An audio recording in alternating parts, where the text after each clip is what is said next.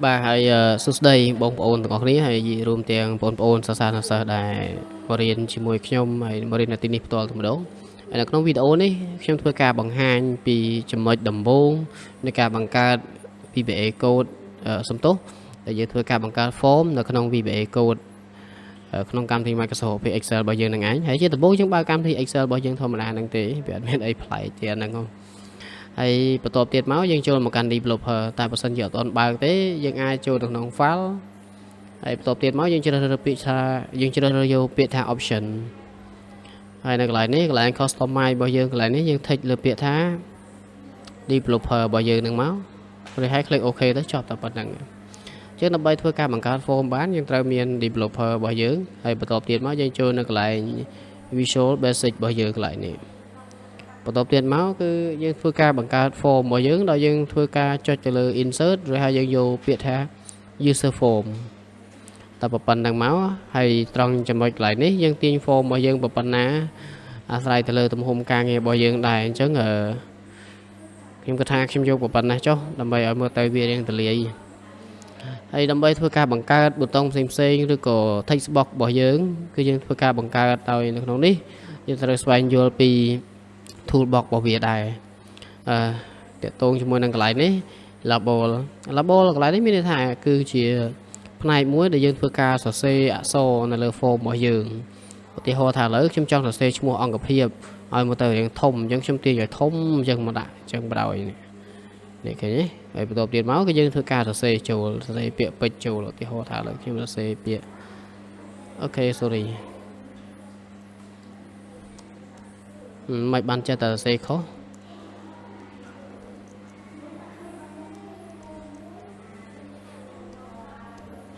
អូខេយើងបានប៉ុណ្្នឹងមកយើងធ្វើការកំណត់វា select លើវាប៉ុណ្្នឹងមកហើយយើងមើលនៅកន្លែងនេះគឺកម្ពស់អក្សររបស់យើងកន្លែងនេះ font របស់យើងនេះយើងចង់បានប៉ុណ្ណាឧទាហរណ៍ថាឥឡូវនេះខ្ញុំជ្រើសរើសយក font ពិបាកខ្ញុំរើសយក font មួយនេះសិនចុះហើយខ្ញុំយកអក្សរដិតហើយបន្ទាប់ទៀត size របស់ខ្ញុំយកធ្វើ48ឲ្យវាធំបន្តិចហើយធ្វើការ click OK មកយើងឃើញយើងបានប៉ុណ្ណេះ Cambodia Team for Education ហើយនឹងមកទៅយ៉ាងធំពេកអញ្ចឹងយើងប្រូមវាបន្តិចទៅ28អូខេប៉ុណ្ណឹងមកយើងឃើញយើងបានប៉ុណ្ណឹងហើយប្រូមវាបន្តិចដើម្បីយកវាមកដាក់កណ្ដាលកន្លែងនេះហើយយើងចង់ចាក់ color ចាក់ពណ៌អីផ្សេងៗគឺយើងអាចចាក់នៅកន្លែងនេះបាននេះកន្លែងនេះយើងក៏ចុចលើវាអញ្ចឹងមកនេះអានេះយើងចាក់ color លើវាហេចឹងឧទាហរណ៍ថាឥឡូវខ្ញុំចង់សាកល្បងមើល form ហ្នឹងថាតើមើលទៅវាសមគ្នាអត់អូខេឥឡូវនេះគឺវានេះវា load មកកន្លែងនេះពណ៌បែបនេះអូខេយើងខ្ញុំខ្វែងសិនហើយបន្ទាប់ទៀតមកយើងធ្វើការបង្កើតកន្លែង text box កន្លែងនេះគឺជាកន្លែងដែលយើងត្រូវធ្វើការសរសេរតាក់ទងជាមួយនឹងត្រប់ទិន្នន័យមានថាបញ្ចូលទិន្នន័យទៅកាន់ cell របស់យើងហ្នឹងចឹងជាដំបូងខ្ញុំបង្កើត label ហ្នឹងសិនដើម្បីធ្វើការបង្កើតហើយកន្លែងនេះយើងប្រើសម្រាប់ធ្វើអីឧទាហរណ៍ថាកន្លែងនេះខ្ញុំដាក់ពាក្យថា name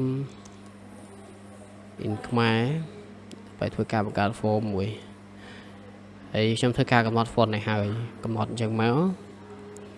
ហើយយើងរើសមក font មួយណាដែលយើងគិតថាយើងពេញចិត្តអូខេខ្ញុំយក size ត្រឹម16អញ្ចឹងមកឲ្យវាមើលទៅយ៉ាងធំបន្តិចហើយបន្ទាប់ទៀតមកយើងធ្វើការ copy វាមក control ជាប់មក copy វា control អញ្ចឹងមកយើង copy មកអញ្ចឹងមកអញ្ចឹងយើងបានហើយនេះ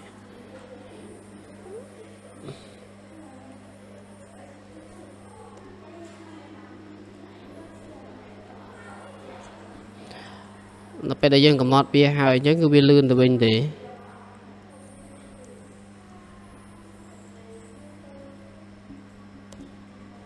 ធ្វើការបង្កើត form តែប៉ុណ្្នឹង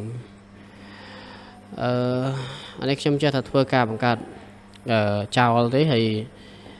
ដើម្បីឲ្យបងប្អូនទាំងអស់គ្នាស្វែងយល់បន្ថែមទៀតអានេះ text box ក៏យើងធ្វើការកំណត់ដូចគ្នាដែរយើងកំណត់បែបនេះអូខេទេហៅថាឥឡូវយើងបញ្ចូលទិន្នន័យបែបនេះមក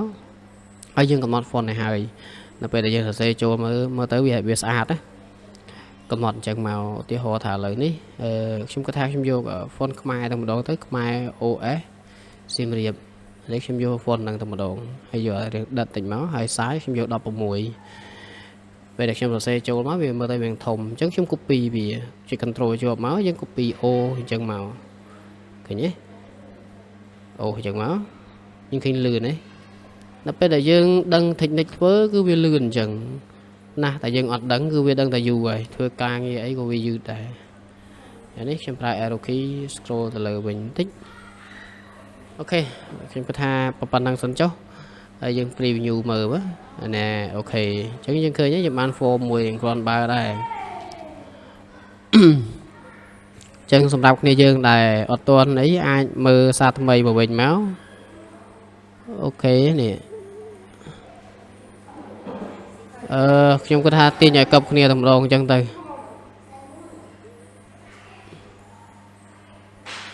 ទាញឲ្យកប់គ្នាអញ្ចឹងមើលទៅដូចអត់ស្អាតមិនហ៎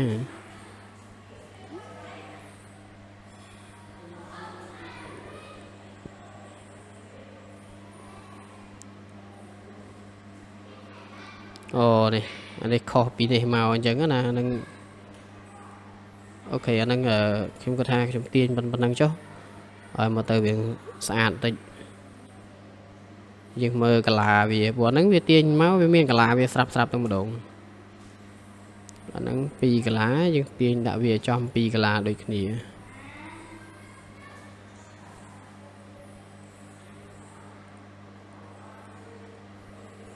អូខេឥឡូវខ្ញុំ preview មើលនេះ preview នៅកន្លែងនេះអញ្ចឹងអាហ្នឹងវាអត់ទាន់ដំណើរការអីទេដោយសារតែយើងមិនទាន់បានបង្កើតកូដអីទេអញ្ចឹងខ្ញុំធ្វើការបង្កើតប៊ូតុងមួយទៀតកូដប៊ូតុងគឺយើងប្រើ comment ប៊ូតុងនៅកន្លែងនេះប៊ូតុងហ្នឹងមានស្អីខ្លះអញ្ចឹងឧទាហរណ៍ថាឥឡូវខ្ញុំបង្កើតនៅខាងក្រោមនេះចុះខ្ញុំបង្កើតប៊ូតុងអញ្ចឹងបដ ாய் ទៅហើយនៅកន្លែងនេះខ្ញុំចង់បង្កើតប៊ូតុងថាបញ្ជូនឬក៏បញ្ចូលអញ្ចឹងទៅឬក៏យើងដាក់ភាសាអង់គ្លេសក៏បានដែរបញ្ចូលអញ្ចឹងយើងកំណត់ font វាឲ្យស្អាតឲ្យហើយមកហើយកំណត់ font មិនមកចូលទៅកន្លែងនេះតតែហើយយើងកំណត់ខ្ញុំគាត់ថាខ្ញុំយក font ខ្មែរ OS សៀមរាបចុះអូខេ sorry មិនលឿនពេកfont ខ្មែរ OS សៀមរាបហើយយកអាដិតដល់ទៅហើយ size ខ្ញុំយក 14 បានហើយមក14ចង់ធំពេកបងនេះបញ្ចូលអូខេហើយនេះយើង copy វាមកចុច control ឲ្យជាប់មកយើងអូសវាទៀតអូខេយើង copy វាមក copy វាអញ្ចឹងមកអូខេអញ្ចឹងយើងចាប់ផ្ដើមធ្វើការកែពាក្យពេចន៍នៅក្នុងនេះមកបញ្ចូលហើយកន្លែងនេះខ្ញុំបង្កើតប៊ូតុងស្វែងរកមួយទៀតស្វែងរកកែទិន្នន័យ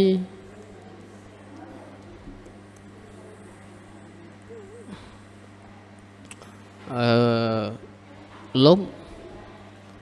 ហើយនឹងមួយទៀតស្អីគេរត់នឹកអត់ឃើញអានេះខ្ញុំចេះដាក់សិនចុះ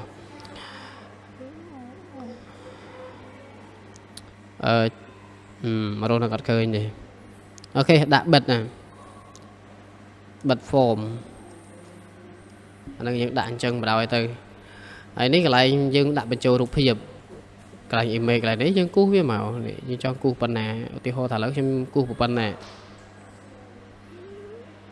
អូខេមកក្រោមទៅទៀតអូខេតែប៉ុណ្្នឹងមកយ៉ាឥឡូវនេះខ្ញុំធ្វើការ preview មើលថាតើយើងមើល form របស់យើងនឹងវាសមរម្យដែរឬក៏អត់ preview មើលអញ្ចឹងមកអូខេយើងបាន form មួយមកទៅរៀងគ្រាន់បើដែរអញ្ចឹងណានេះឥឡូវយើងបញ្ជាអត់ទាន់បានទេដោយសារតែយើងមិនទាន់បានបញ្ចូលកូដអញ្ចឹងនៅក្នុងវីដេអូនេះខ្ញុំបង្ហាញតែប៉ុណ្្នឹងសិននៅវគ្គបន្ទាប់ទៀតខ្ញុំនឹងធ្វើការបង្ហាញអ្នកទាំងអស់គ្នានឹងទាក់ទងជាមួយនឹងការបញ្ចូលកូដទៅកាន់ប៊ូតុងនីមួយៗដើម្បីឲ្យយើងកាន់តែយល់ច្បាស់ពីការបញ្ចូលកូដនឹងអញ្ចឹងអរគុណច្រើនសម្រាប់ការទស្សនាវីដេអូមួយនេះហើយយើងជួបគ្នាជាមួយនឹងវីដេអូក្រោយបន្ថែមទៀតទាក់ទងជាមួយនឹងការប្រើប្រាស់ VBA Code នៅក្នុង Microsoft Office Excel អញ្ចឹងអរគុណច្រើន